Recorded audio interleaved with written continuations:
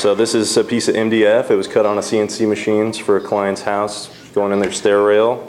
And the whole theme of the house is pretty old world, kind of gothic look. So I'm gonna really take advantage of a lot of this detail I have to work with and use some cool products, make it nice, old, kind of crackly and rustic. And so I'm gonna get this thing mocked up and I'll see you in a second. All right, so I'm back. I got my rail mocked up. Got it mounted up here so I have good access to every piece of it that needs to be finished. It's gonna be exposed, which is just gonna be the face of this. I don't need to worry about the back. Like I said before, we're going for like kind of an old distressed wood piece that's been painted over and over and kind of like aged and fallen apart over time. So first thing I need to do is make it look like it's wood, not MDF. And so I'm gonna start with a base coat. I'm not gonna get real particular with it because most of this, once it's painted, isn't gonna be exposed. Probably only like 5% after I get my plasters and my paints over it. What I'm gonna start with is, I'm gonna use Benmore Regal Matte. When I'm doing old world distressed stuff, I always try to stick with a matte finish as opposed to a semi-gloss or a gloss, just because it wouldn't really make much sense. The color I'm gonna use is called Night Horizon, and that's 213410. I use this color a lot. It's just a really, really dark brown, almost to the point of black. So it gives me a nice, rich look. And I'm just gonna brush this on full coverage. I should be able to get it in one coat.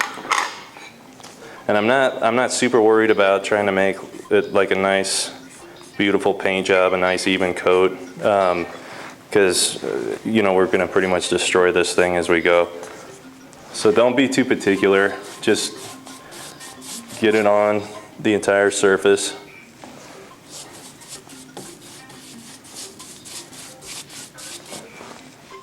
And that's the nice thing about being able to slop it on when you're doing these old rustic techniques is, you know, normally when I'm painting, I'm always doing 2 coats, get a nice even coat. But in this case, the sloppier I am and the more the paint kind of gummies up and just looks bad, the more it adds to my finish. And it saves me doing 2 coats. So just kind of gonna fly through and get a coat on.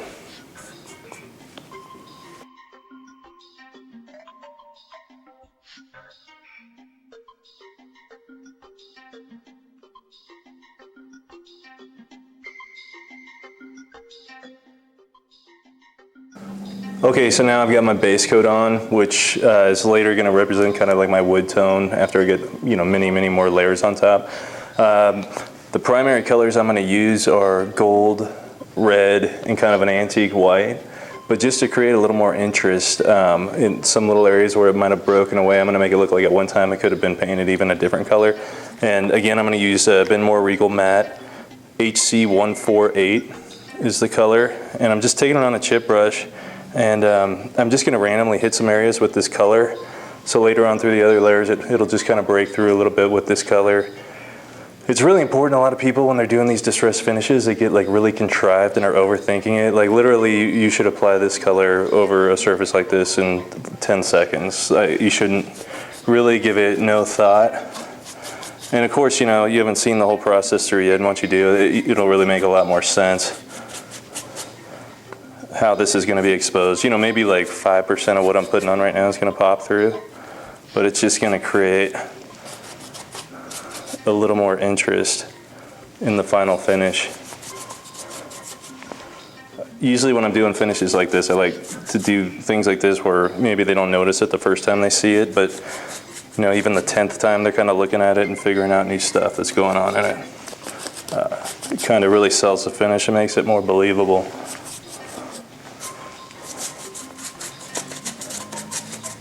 So I don't know, that felt like about 10 seconds, maybe it was a little longer.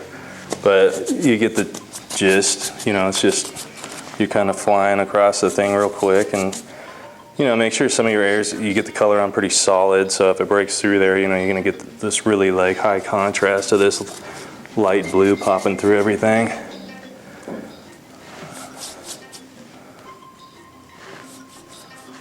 And then I'm gonna let that dry. I'll see you in a minute.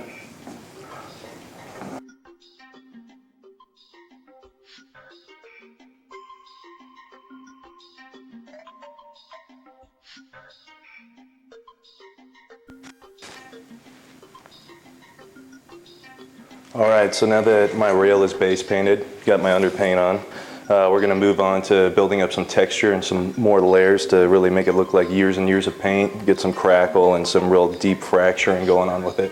So let's move over to the other table and talk about what products we're gonna use to make that happen. Okay, the products we're gonna need for the next step are Modern Masters Venetian Gem Plaster. In this case, I took it to my local paint store and I had it tinted to OC6. It's kind of an off-white.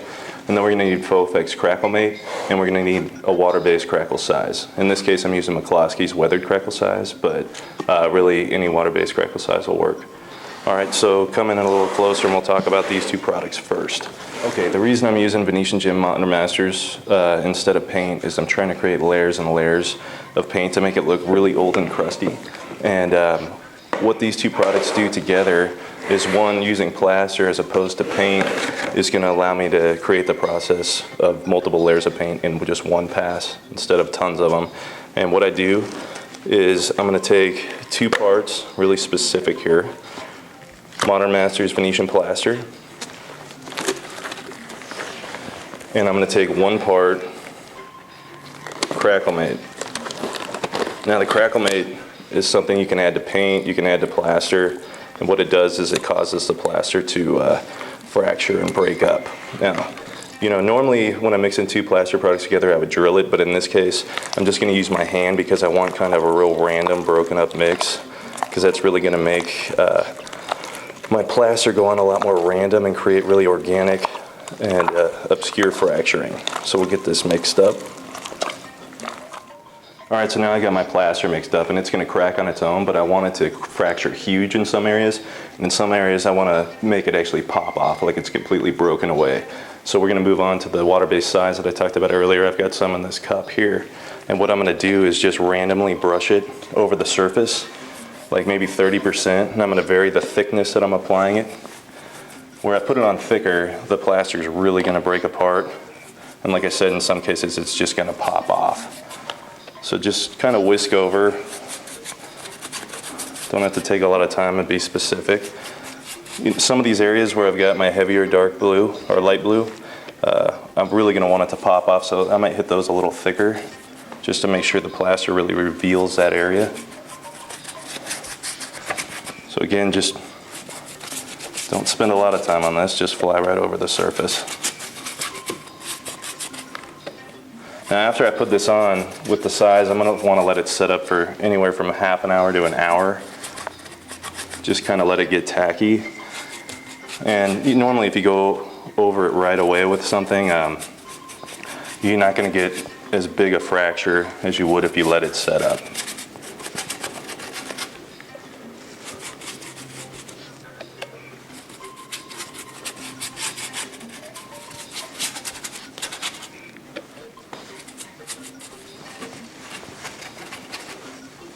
All right, so I'm gonna let that set up and then we'll move on to our plaster. Okay, so it's been about a half an hour and my size is set up. It's nice and tacky. And I've made sure, I've got enough of it on there where I want it. So I'm moving on to my plaster, the mix we made of Venetian Gem and Crackle Mate. And to apply that, I'm gonna use a brush. All right, so what's nice about Crackle Mate in these products, especially with the plasters, is you can brush it on. And because it's going to randomly fracture, it's going to totally hide my method of application. So it's not going to look like I slopped it on with a chip brush, because it's going to get all this nice little fracturing everywhere and kind of remove those brush strokes for me. So when I'm laying it on, I'm laying the brush really flat against the surface and kind of combing through it. So it's not going to be totally full coverage, and it's going to go on in varying thicknesses. And it's going to like leave some of this underpaint revealed on its own. And this is, as you can see, it's kind of falling out around and not sticking to the brush well. So it's kind of a messy process, so you want to be careful while you're doing it. But you're just going to kind of come through. And I usually bounce around a little bit so that I'm not getting too consistent in any one area. I'm just going to go and cover the majority of the surface. I want it to look like it was painted solid white at one time, and it's just kind of deteriorated over time. In some areas, I can come in and like lay on a really thick, chunky piece, especially over that size, because because that's where it's really just gonna bust out and fall apart and, you know, look really dramatic. All right.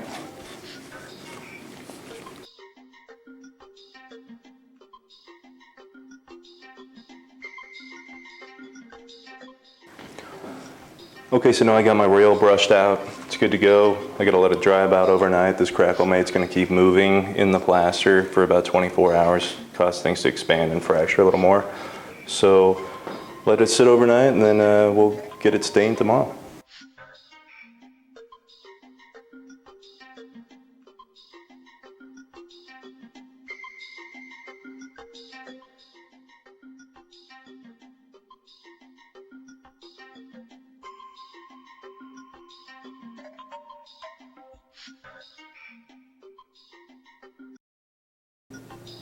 Okay, so I let my plaster dry overnight, and now that I'm back, I can see, you know, it expanded, fractured. It's all over the floor, so it popped off in places and did exactly what it was supposed to do. So the next step before we start adding our colors and actually like painting some of this piece, we're gonna go ahead and sand. And on some of these areas where it's loose and it's gonna pop off anyway, I'm just gonna take a putty knife and just go along and just get those pieces off. So we'll bring in the camera a little closer and then kind of show you up close detail of what this stuff looks like right now. All right, so now as you get a little closer, you can really see how, I mean, I've got everything from really small, like kind of porcelain fracture to, you know, these really big chunky fractures that really expose, you know, my blue underpaint the way I wanted it to. And you can see parts of it I can take my thumb and just pop off. And we're gonna do some of that to really reveal more of this stuff underneath. But for the most part, I'm just gonna go through, I'm gonna use a 220 grit sandpaper and just really clean this thing up. And it'll actually kind of get it like kind of a nice sheen because it is Venetian. You'll find when you kind of softly sand it, it gets this really cool sheen variation. So I'm gonna go ahead and do that and we'll be back. Okay, so now I've got my piece sanded, broke off everything that was gonna fall off anyway, so it's time to start laying in the color. We're gonna use a red and we're gonna use a gold. I'm gonna start with the red, which is 2104-10 by Ben Moore. It's called Pancake Syrup. It's a nice, deep, rich red color. And I'm gonna go ahead and start by just sticking it in all of these inserts. So I'll get that opened up and we'll start using the tiny brush to get that done. Okay, so I got my red. Like I said, I'm gonna fill in this little perimeter right here. And the whole idea is that this thing is old and distressed looking, so I'm not gonna try and do this perfect paint job and really get it in there. What I wanna do is take advantage of this texture, and I'm just gonna kinda like dry brush my red on. And I'm not pushing hard because I'm not trying to totally cover it. I'm just trying to ride across the tops of that texture so it looks like the paint has deteriorated and kind of rubbed off. And if I do it this way, I can get that effect without having to actually come back and sand some of the paint off. All right. I'm gonna get it a little solid in some areas because by the time we overstain this, we want to make sure it looks really red. Okay, so now I got my red on and we're only getting uglier, as you can see. So next step, I'm gonna put on my gold, which is a product by Faux called Dutch Metal Gold. I use this color a lot when I'm using a gold metallic because it doesn't have that kind of fake doorknob gold kind of look. It's a really authentic gold looking paint and it covers extremely well, so I can get it on in one pass. So I'm going to highlight a lot of this little detail with the gold. I'm going to go around the perimeter of the red, the perimeter of these rails, and then I got these nice inset lines here that I'm going to highlight in gold too. So just take a small brush and just kind of start filling in the lines. And again, you know, I'm painting the gold the same way I did the red, where it's not this beautiful solid paint job. I want it to look like the paint's deteriorated and kind of like faded.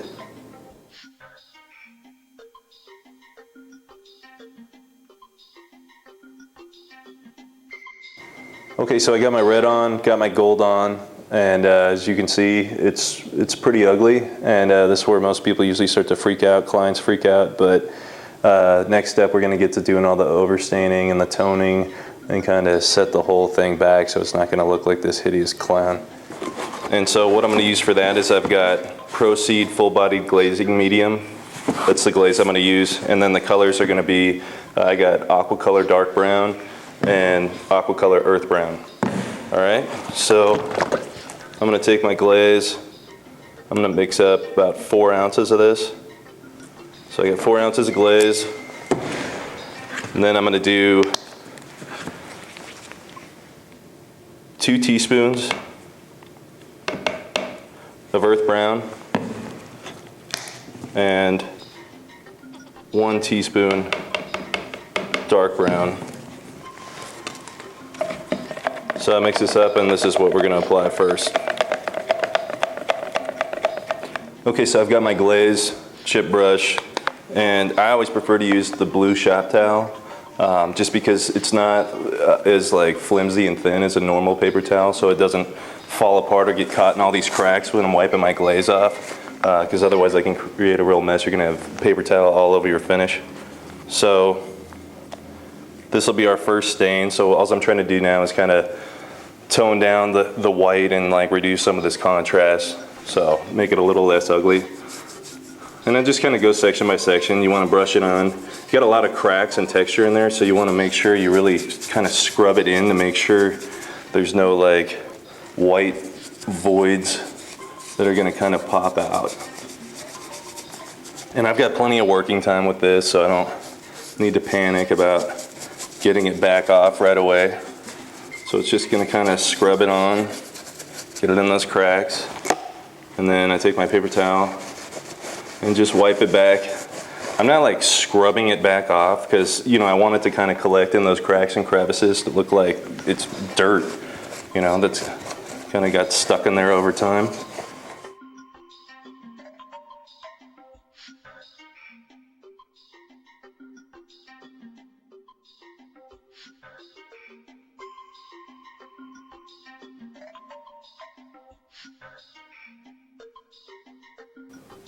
Okay, so now we get the rail overstained, so it's really toned down and starting to get that kind of more earthy, old, distressed look. So now what I'm going to do is really start to enhance some of the crevicing and really kind of give it a lot more like life and more interest. And I'm going to use just dark brown aqua color straight out of the bottle and a chip brush. And I'm going to come in the areas I'm going to enhance are basically just think about anywhere where this thing got blasted with dirt and you wash it off where that would get stuck. So all these little cracks, crevices, and lines. I'm just going to take my chip brush and kind of fill in those lines.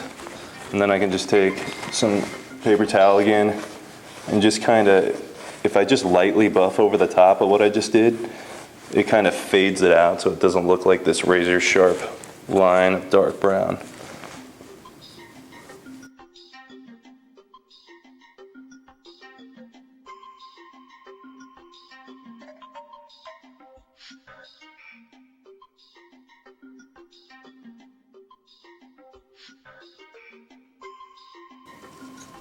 All right, so now that I'm done with my finish, I've got it all dirtied in. I just need to clear coat and protect it. And for that, as I said earlier, I wanted to keep a real dead, flat, matte finish. So I'm gonna use Dead Flat Varnish by Modern Masters. And this is a really easy varnish to use. You can slap it on pretty thick and it's not gonna melt up on you or like look messy, ruin the finish. And I'm gonna do 2 coats of this. Just do kind of a light whisk over the entire surface. And this will, sometimes when you use that crackle size, it kind of creates flash points. It doesn't, when it dries, it kind of dries gloss. And by applying this over the surface, it's going to get rid of that and give you a nice even matte finish. All right.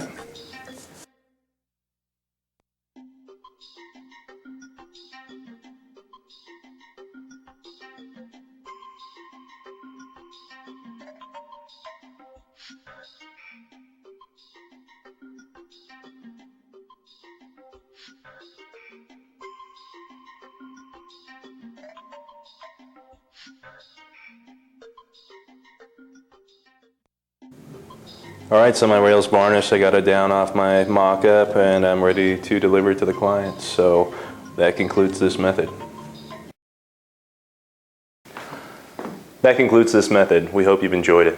For information regarding the products used or alternative products and how they can be purchased, visit the resource section of the method website. For any questions or comments regarding the method you've just watched, visit the online method support forum and locate the thread related to this video.